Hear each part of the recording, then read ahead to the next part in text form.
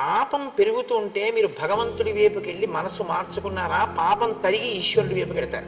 మీరు ఈశ్వరుడి వైపు అడుగులు వేయకుండా పాపాన్ని పెంచుకున్నారా, ఈశ్వరుడి చేతిలో నిహతులవుతారు.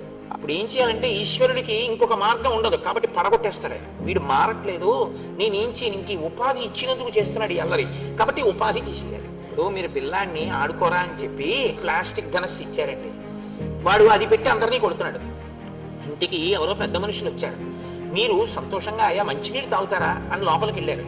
వచ్చిన ఆయన వేదం చదువుకున్న ఘనాపాఠి, ఇంటికి వచ్చారు, మీరు లోపలికి వెళ్ళారు.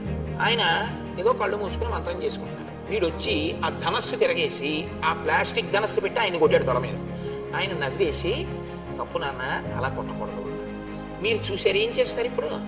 కొట్టకని బోధ చేస్తారా, ముందు ఆ ధనస్సు లాగేస్తారా? తీసేస్తారు ముందు పిల్లాడి చేతుల నుంచి. ఈశ్వరుడు కూడా అంతే, ఇది వీడికి ఇచ్చాను కాబట్టి వీడి ఇలా బాధ పెట్టేస్తున్నాడు, కాబట్టి తీసేస్తాను, ఇంకా తప్పదని తీసేస్తాను.